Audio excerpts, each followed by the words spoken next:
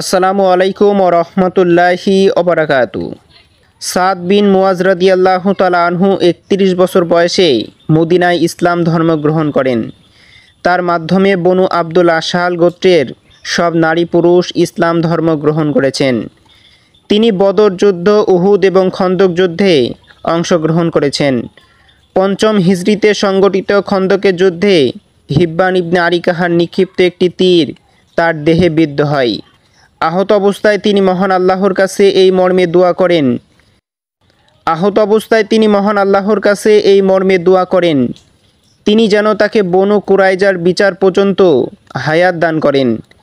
কারণ বনু কুরাইজা খন্দকের যুদ্ধে মুসলমানদের সঙ্গে চরম গাদ্দারি করে, মুসলমানদের সঙ্গে সম্পাদিত মিত্র চুক্তি ভঙ্গ করে, মক্কার মুশরিকদের গোপনে সহায়তা করে।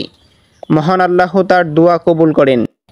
দীর্ঘ ১ মাস তার ক্ষত ভালো হয়নি।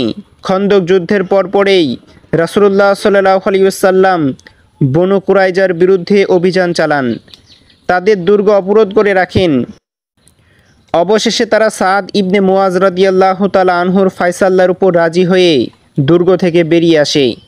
তাদের ধারণা ছিল সাদ রাদিয়াল্লাহু তাআলা আনহু তাদের পক্ষে ইতিবাচক ফায়সালা করবেন, কেননা সাদ রাদিয়াল্লাহু তাআলা আনহু ছিলেন আউস গোত্রের নেতা। তার গোত্রের সঙ্গে বনু কুরাইজা ছিল মিত্র সম্পর্ক। কিন্তু সাদ রাদিয়াল্লাহু তাআলা আনহু ইসলামের স্বার্থে এক চুল পরিমাণ ছাড় দিতে রাজি হয়নি। অসুস্থ অবস্থায় তিনি মসজিদে নববীর অন্দরে একটি তাঁবুতে অবস্থান করেছিলেন। রাসূলুল্লাহ সাল্লাল্লাহু আলাইহি ওয়াসাল্লাম তাকে ময়দানে নিয়ে আসতে বলেন। বিশেষ ব্যবস্থাপনায় একটি ঘোড়ায় উঠিয়ে তাকে রাসূলুল্লাহ সাল্লাল্লাহু আলাইহি ওয়াসাল্লামের কাছে আনা হয়। তার বাহন রাসূলুল্লাহ সাল্লাল্লাহু আলাইহি ওয়াসাল্লামের তাঁবুর কাছাকাছি এলে তিনি আনসারদের বলেন, তোমাদের নেতার সাহায্যের জন্য ওঠো, তাকে বাহন থেকে সযত্নে নামিয়ে নাও।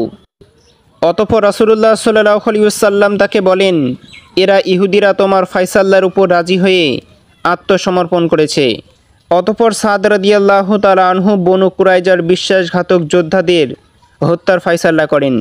নারী এবং শিশুদের দাস দাসী বানানো এবং তাদের সম্পদ গনিমত হিসাবে জব্দ করার ফায়সালা দেন। রাসূলুল্লাহ সাল্লাল্লাহু আলাইহি ওয়াসাল্লাম বলেন, তুমি আল্লাহর হুকুম অনুযায়ী ফায়সালা করেছো। ফায়সালার পরেই তার জখম থেকে রক্তক্ষরণ শুরু হয়।